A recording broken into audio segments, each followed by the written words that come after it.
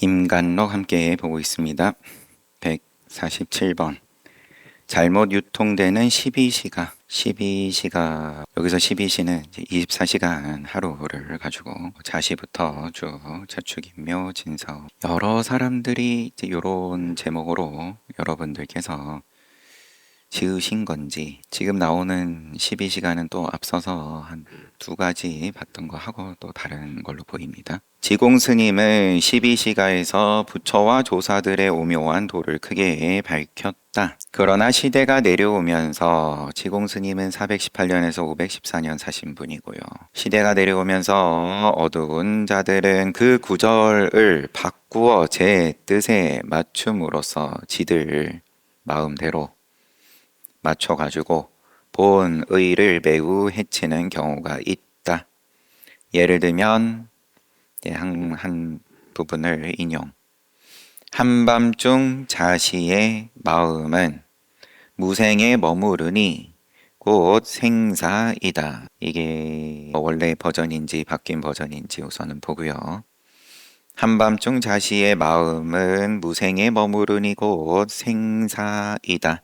신법이 어찌 유무에 속하랴마는 쓸 때가 되면 쓰니 문자는 쓸모없네. 있다 없다 문자로서 열심히 따져봐라. 작용은 알아서 하는 거고. 아무튼 요렇게 인용을 하시고 라고 했는데, 생사가 어찌 유무에 속한 적이 있었는가? 요 한 구절.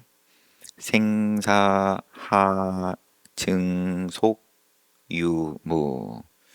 요 구절은 정교하기는 하나 아래의 구절과는 그 뒤에 이어지는 구절하고는 문맥이 통하지 않는다. 지금 곧 생사가 유무에 속하지 않는다 해놓고 다시 쓸 때가 되면 곧 쓴다 라고 하니 도대체 무슨 소린가? 그러니까 방금 인용을 한 게 본래에 원래 지공스님께서 쓰신 12시가인 거고, 신법이 어찌 유무에 속하랴마는 쓸 때 되면 쓴다. 작용은 주재하는 자가 따로 없다. 무아의 입장이지만 허공이지만 묘함이 있다. 차가우면 차갑고 뜨거우면 뜨거운 걸 안다. 근데 요거를 생사로 바꿔가지고 유통이 되었던 모양이죠.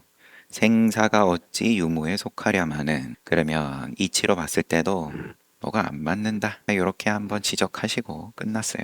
늘 똑같은 말이지만 책임만 지면 된다. 신법이 유무에 속하지 않는다로 깨닫게 하든, 생사가 유무에 속하지 않는다를 가지고 깨닫게 하든, 깨닫게만 하면 그러면은 그래도 여전히 허물은 있겠지만 다 인과는 피할 수 없지만 그래도 보살인 거고, 그냥 뭐 이치만 따지고 똑똑함을 자랑하는 거에서 끝날 것 같으면 그러면은 보살은 꿈도 못 꾼다. 148번. 깨달음을 얻었다는 집착을 깨줌. 무진거사 장상영이죠. 내가 상산 도림사에 있을 무렵 어느 스님이 나에게 말했다. 내가 처음 육조 스님의 바람과 깃발에 대한 인연을 듣고서, 유명한 깃발이 움직이는데 저게 그런 깃발이 움직이는 거냐 바람이 움직이는 거냐 이렇게 스님들끼리 이야기하고 있는 가운데 육조, 그땐 스님도 아니었을 입장에서 마음이 움직이는 거다. 인종법사가 그걸 보고는 남다르게 보고 모셔가지고 법을 정했다. 바람과 깃발에 대한 인연을 듣고서 화두에 오랫동안 잠겼다가 우연히 머리를 들어 횃대에 걸려있는 옷을 가지러 가다가 비로소 그 화두의 뜻을 깨치게 되었다. 어느 스님이 요 해옹 각범 스님께 이런 말을 했어요. 내가 요 화두 참고하다가 그래도 변화가 왔다. 눈이 열렸다. 그러면 한 대 쥐어박은 다음에 자, 그 아픈 거는 누구냐 해버리면은 뭐라고 할지. 그래서 나는 장난삼아 그렇다면 교양이 있으시니까 이렇게 쥐어박지는 않고 말로 눈을 들어 깃발이 나부끼는 상황을 본 게 아닌가? 라고 하였더니 그는 나의 말을 수긍하였다. 그러면 뭐가 걸려 넘어지지 않고 그냥 잘 지나갔다.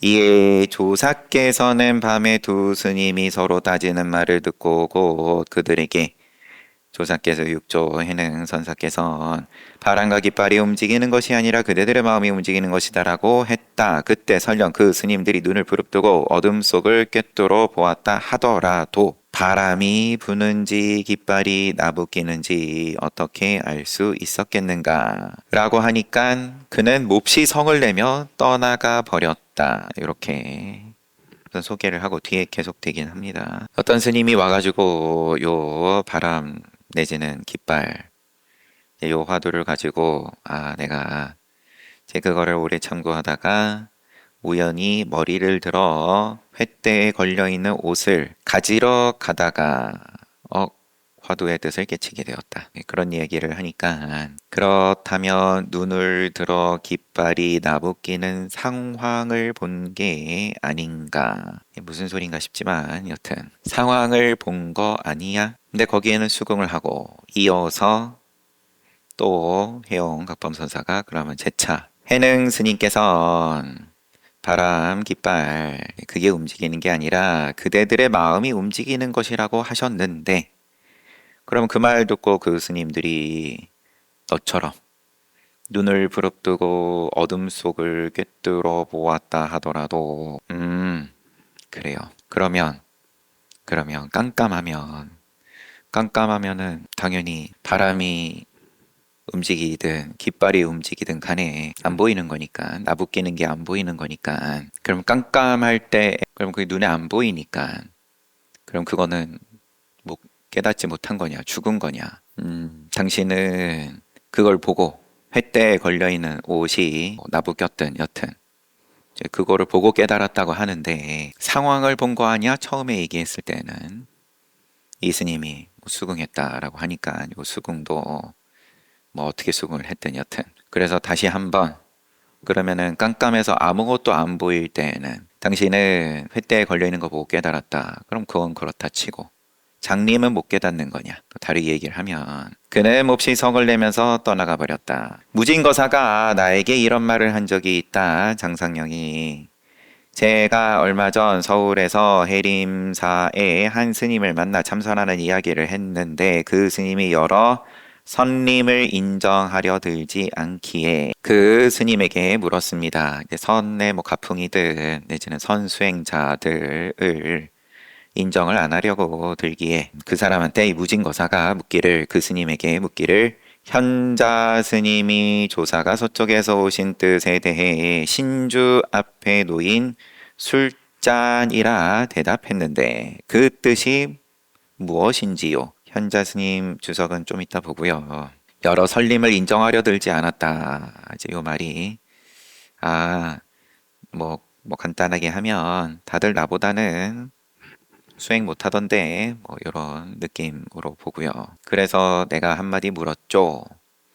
현자 스님이 조사가 서쪽에서 오신 뜻 조사설에 대해서 그건 그 부처님께 올린 청수도 아니고 신주단지에 올려져 있는 술잔이다 이렇게 대답했는데 그 뜻이 뭡니까? 그 스님이 눈을 휘둥그렇게 뜨고 똑바로 저를 바라보며 무진거사를 보면서 신주 앞에 술잔 하고 중얼거리기에 폼은 그럴싸하게 잡기에 더 그냥 노골적으로 얘기하면 다시 그 스님을 놀려주었습니다. 오늘 저녁 사당에 등불이 밝혀 있으면 그만이려니와 그렇지 않다면 현자 스님의 불법은 헛되게 될 것입니다. 라고 했습니다. 하고 무진거사 이야기 소개로 끝났는데 현자는 누구시냐? 동산양계 스님에게 심인을 받은 뒤 기행을 하며 속세에 어울려 살았다. 날마다 강변에서 조개와 굴을 따다 배를 채웠으므로 사람들이 현자, 이게 조개 스님이라고 불렀다. 밤이 되면 동산에 있는 사당에 가서 지전이니까 종이 돈이에요. 제사 지내고 할 때, 돈 태우고 할 때 사당에 가서 지전 속에 묻혀 지냈다. 그럼 추우니까 그 종이 돈 덮고 노숙자처럼 그러고 지내고, 배고프면은 그냥 강에서 또 주워 먹고, 하루는 화엄사 휴정 스님이 시험해 보려고 지전 속에 숨었다가 현자 스님이 들어오자 꼭 붙들고 조사가 서쪽에서 오신 뜻을 물으니 신주 앞에 놓인 술잔이라 대답하였다. 요 문답이 이루어진 상황이 이러하다. 갑자기 숨어 있다가 나타나가지고는 들이밀었는데, 칼을 들고 있다가 강도가 갑자기 나타나가지고는 칼을 들이밀었는데 작용을 어떻게 할 거냐. 지금 요 현자 스님은 신주 앞에 놓인 술잔이라고 대답했다. 조사가 서쪽에서 오신 뜻을 물었을 때 신주 앞에 놓인 술잔이다.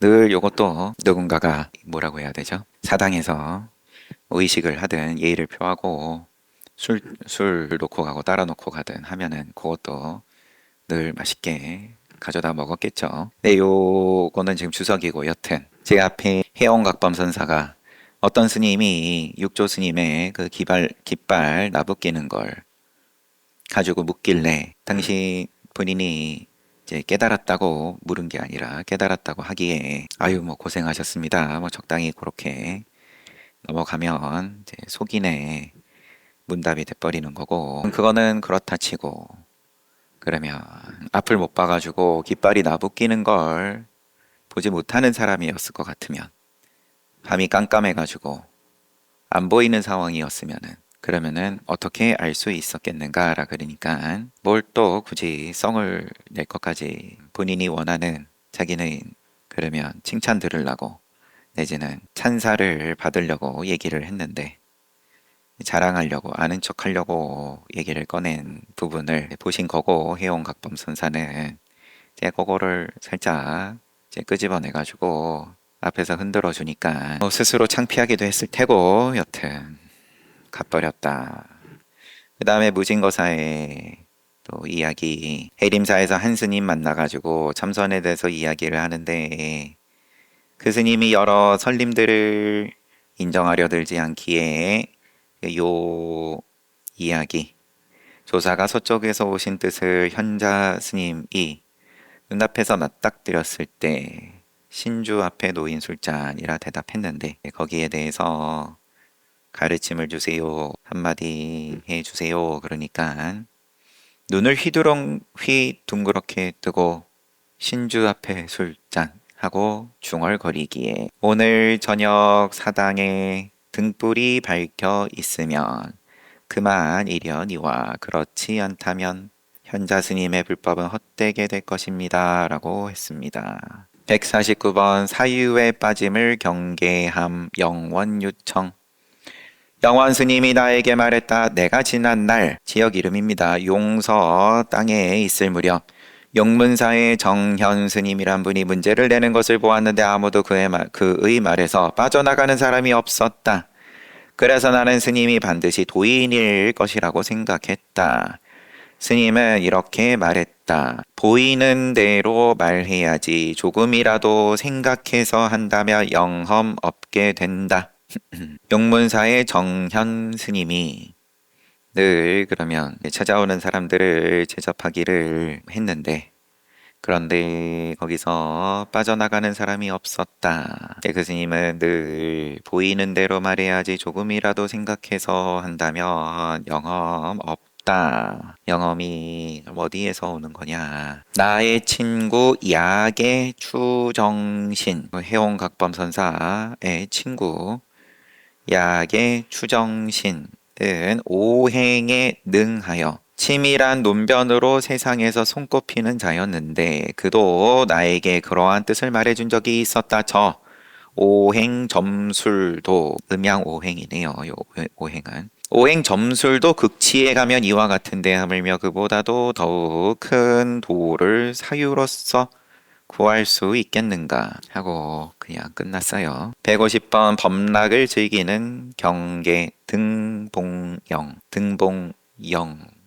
것 같아요.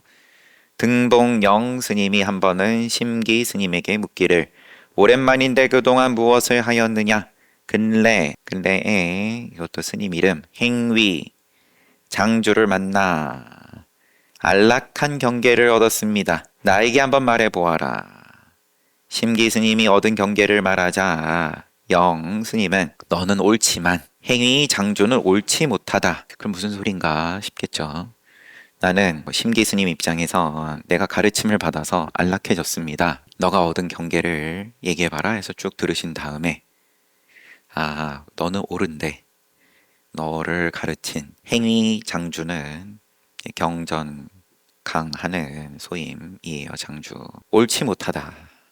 심기 스님은 그 말뜻을 헤아릴 수 없어서 돌아와서 행위 장주에게 말했다. 행위 장주는 크게 웃으면서 너는 잘못되었지만 영 스님은 잘못되지 않았다 라고 하니 심기 스님이 적취함 해남 스님을 찾아가 앞에 계속 나온 해남 황영 스님 그 뜻을 묻자 해남 스님도 역시 크게 웃었다. 그러면 이 심기 스님은 이 스님한테 갔다가 저 스님한테 갔다가 열심히 쫓아는 다니는데 그러면서 점점 더 화두가 있겠죠. 의구심이든 뭐든 너는 옳은데 너를 가르친 행위 장조는 옳지 못하다. 거기에 걸려가지고 걸렸으니까 다시 행위 장조한테 가가지고 묻는 행동이 나오는 거고 그랬더니 행위 장조는 행위 장조대로 또 크게 웃고서는 너가 틀렸고 그런데 등봉영 스님은 옳다.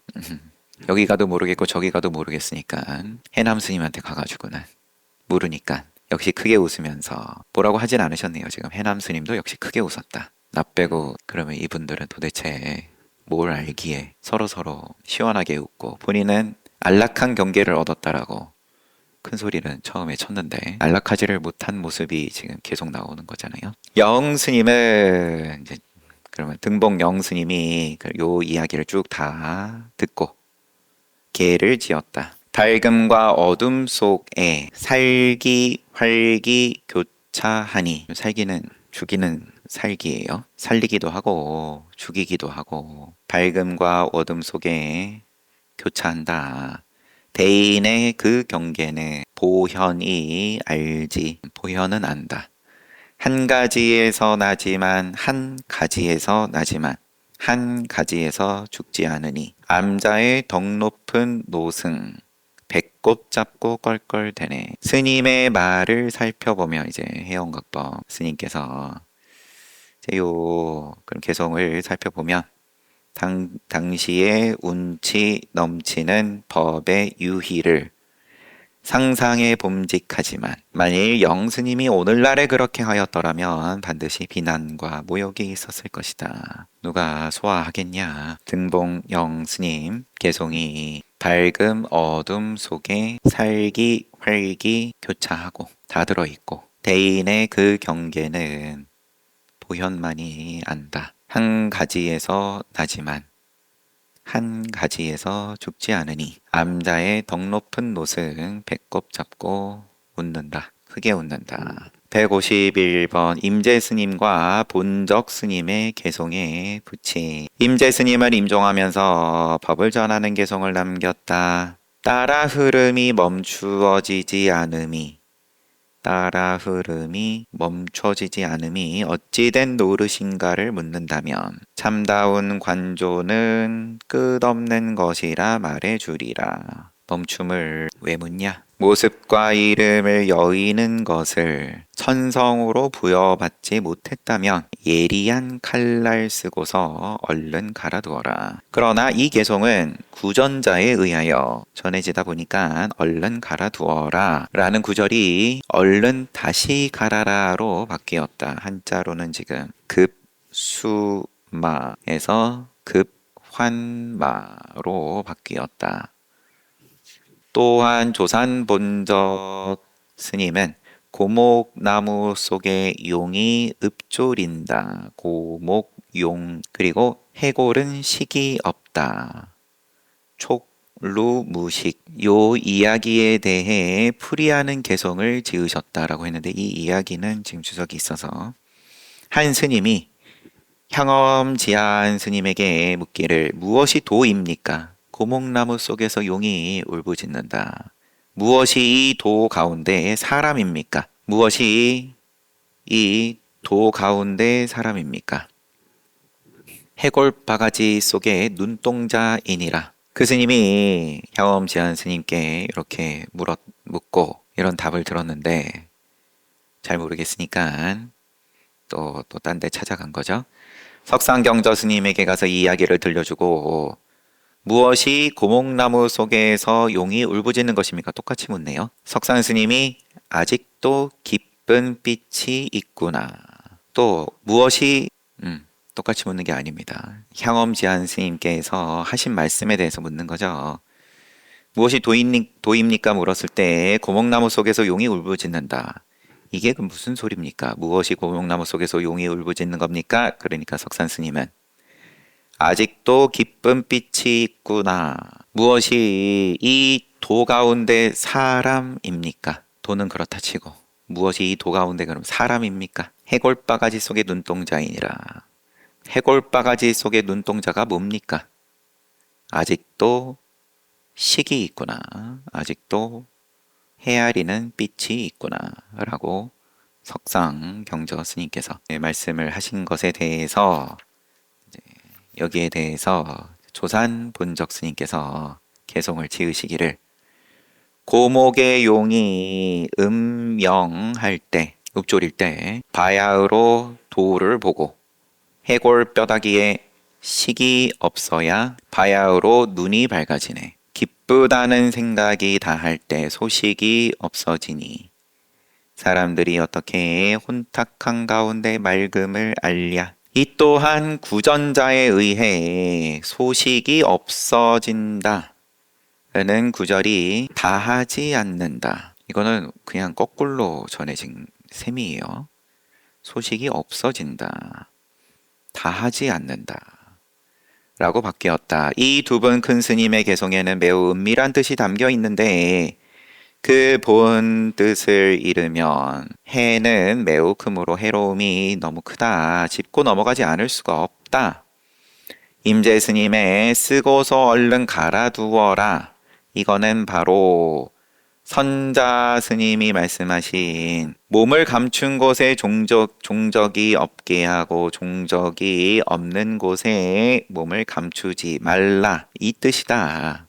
쓰고서 얼른 갈아두어라. 이런 거고 또한 본적 스님의 조산 본적 스님의 기쁘다는 생각이 다할 때 소식이 없어지니 사람들이 어떻게 혼탁한 가운데 맑음을 알랴라는 건 바로 달관 스님의 다음 개성과 같은 뜻이다 하면서 편과 정이 자제하니 초연이 벗어나 십성을 꺼린다. 용문을 모름지기 꿰뚫어야 하나 험한 길 갈 수 없네. 성녀는 차가운 서리 속에서 배를 짜고 진흙소는 불 속에서 밭갈이 하네. 두 가지 길을 모두 벗어난다면 메마른 고목나무 가지에 꽃이 피리라. 조산본적 스님의 기쁘다는 생각이 다할 때 소식이 없어지니 사람들이 어떻게 혼탁한 가운데 맑음을 알랴. 편과 정이 자제하여 초연이 벗어나 십성을 꺼린다. 편이고 정이고 다 이제 긍정을 하는 입장에서 뭘 완성을 시키는 뭐가 부족하고 열심히 이쁘게 다시 다듬어가지고 만들고 그러한 십성을 꺼린다. 메마른 고목나무 가지에 꽃이 피리라. 당신 말씀은 따로 없었습니다. 그냥 다른 분들의 말씀을 빌어서 해원각범 선사 뜻을 드러냈어요. 그런데 소식이 없어진다를 말이 전해지다가 다하지 않는다. 이러면 크게 본 뜻을 해친다. 그 다음에 얼른 갈아두어라. 모습과 이름을 여의는 것을 천성으로 보여받지 못했다면 그러면은 방편은 빌려 쓰는 거고 선지식의 도움을 받는 거고 예리한 칼날 쓰고서 얼른 갈아두어라를 얼른 다시 갈아라 라고 바뀌어버렸다 전해지다가 그러면 얼른 갈아두어라 라는 거는 거기 담겨있는 뜻이 뭐냐 본의가 뭐냐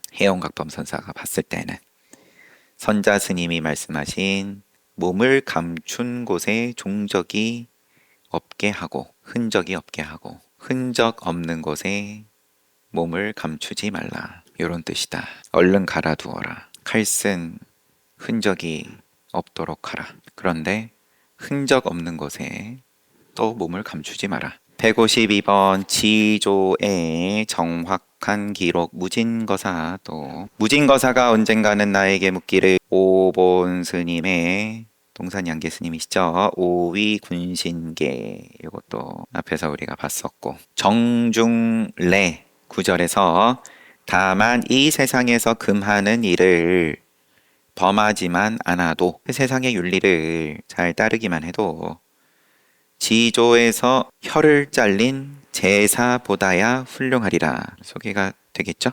입을 함부로 놀리다가 혀가 달아났다. 정중래 구절에 5번 스님의 오위 군신계에서 정중래 구절에 이런 내용이 있는데 무진거사가 지금 묻는 거예요. 스님의 뜻이야 비록 오묘한 뜻을 밝히려 함이지만 지조에서 혀를 잘렸다. 이것은 반드시 근거가 있는 말일 터인데 옛 기록에는 혀를 잘린 사실이 없었고 더구나 또한 지조라 한 것은 더욱더 말이 되지 않으니 이는 후세에 잘못 기록한 것이 아니겠습니까? 이게 출처를 못 찾겠다. 이에 대해 나는 구본에는 전조의 혀를 잘린 제사보다야 훌륭하지 라고 되어 있습니다. 라고 대답했다. 그 뜻은 수나라 때 하약필에 붙인 하숙이 우문호에게 미움을 받아 살해되었는데 처형장에 당도하여 그의 아들에게 나는 혀 때문에 죽는다 라고 훈계하고 아들의 혓바닥을 당겨 송곳으로 찔러 피가 나오게 함으로써 입조심을 시켰다. 역사야 잘 모르지만 이 내용으로 보면 아버지 입장에선 너도 조만간에 내 꼴이 나을 것 같으니까 조심해야 된다 일 수도 있고 아니면 전후의 맥락이 뭐가 됐든 이런 큰 불행을 당하는 입장에서 나에게서 끝나기를 자식에게까지 이게 영향을 미치지 않기를 바라는 입장에서 일부러 사람들에게 보여주는 연출일 수도 있을 테고 수나라는 당나라의 전조로서 이는 전조의 송곳으로 혓바닥을 찔렀다는 이야기이지 지조가 아님은 명백하다. 그러나 혓바닥을 끓는 것이나 혓바닥을 찌르는 것은 마찬가지다. 무진거사는 나에게 기록을 부탁하였다. 무진거사 본인처럼 괜히 헤매지 않게끔 이거를 좀 기록을 남겨서 밝혀주세요. 153번 백장에 들려와 6조의 풍번에 대한 개송. 풍번은 방금 앞서서 봤던 그거고 백장에 들려오는 백장야호 또 이제 화두죠. 도원 스님은 남웅주 사람이다. 성품이 지극히 순수하였으며 어려서부터 여러 곳을 돌아다니면서 많은 스님을 참방하였지만 크게 깨치지 못했다. 도원 스님. 황벽사 적치함에 황룡의 남 스님이 계신다는 말을 듣고 그곳을 찾아와 귀의하였다. 그러던 어느 날 아랫자리에서 참선을 하다가 합판이에요. 스님 둘이서 백장회 스님의 야호 인연을 들어 말하는 것을 듣게 되었다. 주석에 소개가 돼 있을까요? 백장야호, 백장회가 매일 설법을 하며 의뢰한 노인이 법문을 듣다가 대중을 따라 흩어졌다. 어느 날은 가지 않고 있기에 백장스님께서 물으니까 노인이 저는 과거 가섭불 때 이 산에 살았었는데 어떤 학인이 크게 수행하는 이도 깨달은 이도 인과에 떨어집니까? 하기에 인과에 떨어지지 않는다. 단견이라고 봐야 돼요? 상견이라고 봐야 돼요? 단견이죠. 인과의 입장에서는 단견이죠. 인과 없다. 잘못을 저질러도 불선업을 저질러도 과보 없다 해버린 거니까. 그 과보로 인해서 여우의 몸을 받았습니다. 지금 바라옵나니 화상께서 한마디 대답해 주십시오. 가르침을 주십시오. 선사가 물으라 하니 노인이 다시 잘 수행하는 사람도 인과에 떨어집니까? 하니까 선사께서 백장스님께서 인과에 어둡지 않을 뿐이다. 노인이 이 말 끝에 크게 깨닫고 하직하면서 저는 이미 여우의 탈을 면했습니다. 이 산 뒤에 시체가 있사오니 죽은 스님을 천도하는 법식대로 해 주세요. 합판에서 도원 스님이 정진하고 있는데 스님 둘이서 요 화두를 가지고 이야기하는 걸 듣게 되었다. 한 스님이 인과에 어둡지 않다는 말만 가지고는 들여우의 몸에서 해탈할 수 없었을 것이다. 인과에 어둡지 않다는 말, 그거 가지고 깨달을 수 있겠어? 또 다른 스님이 맞장구 쳤다. 인과에 떨어지지 않았다는데 어찌하여 먼저는 들여우의 몸으로 떨어졌을까? 인과에 떨어지지 않는다. 그 말 때문에 어떻게 그러면 처음에 축생이 된 거야. 도원 스님은 이 말이 섬찟하게 느껴져 자기도 모르게 몸을 일으켜 암자의 위쪽으로 서서히 발걸음을 옮겼는데 개울을 건너는 찰나에 크게 깨쳤다. 이 스님들이 큰일 날 소리들을 하네. 말을 함부로 하네. 말 그대로 축생이 떨어지겠는데. 근데 요게 계기가 돼가지고 눈이 열렸습니다. 도원 스님이. 이에 해남 스님을 만나 그 사실을 말하는데 다 끝마치기도 전에 눈물이 두 뺨에 흘러내렸다. 해남 스님은 그를 시자의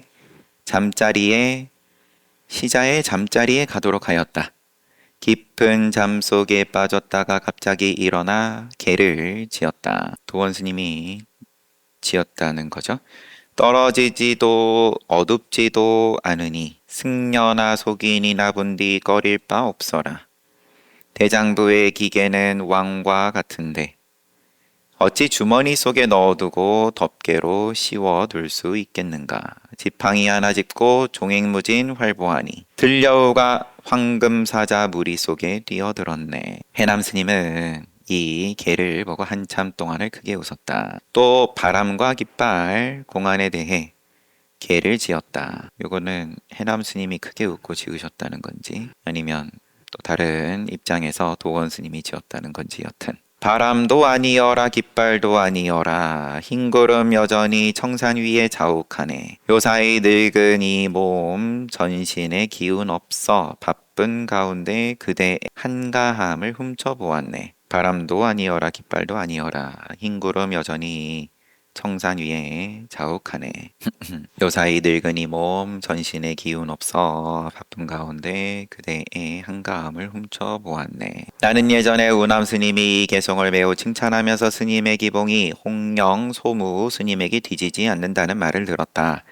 우남 스님이 입적한 후 옛글을 살펴보다가 그가 손수 주석을 붙여둔 이 두 수의 개송을 우연히 발견하였다.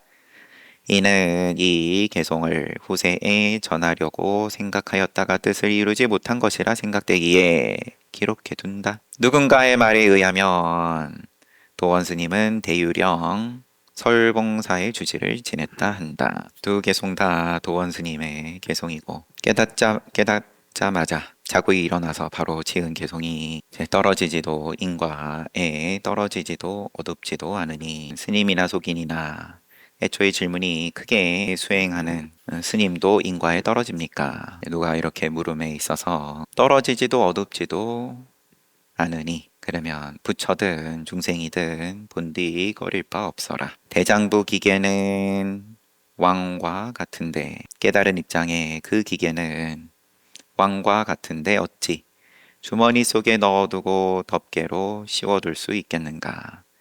지팡이 하나 짚고 종횡무진 활보하니 들여우가 황금사자 무리 속에 뛰어들었네. 통쾌함을 노래하고 또 바람과 깃발 공안에 대해선 바람도 아니어라 깃발도 아니어라 이거는 뭐 말년이신지 입적할 때인지 흰구름 여전히 청산 위에 자욱하네. 요사이 늙은 이 몸 전신에 기운이 없어서 흰구름이다. 바람 부는 대로 이제 떠다니는 구름과 같아. 내 몸에 뭔가 따로 자아라 할 게 없어서 일어나는 게 쉬려고 들면 요 사이는 하루 종일 일 없이 참 시간 잘 간다. 바쁜 가운데 그대의 한가함을 훔쳐보았네. 일으키는 거가 있어서 바쁜 게 아니라 인연 따라 흘러가매. 바쁘다면 늘 바쁘지. 너는 참 한가하네. 한가하니까 바람이다 깃발이다. 따지고 시비하기 참 에너지도 넘치네. 저 위에 그거보다 더 위에 있는 저 구름 한번 봐봐. 잘 봤습니다. 쉬었다가 정진합시다.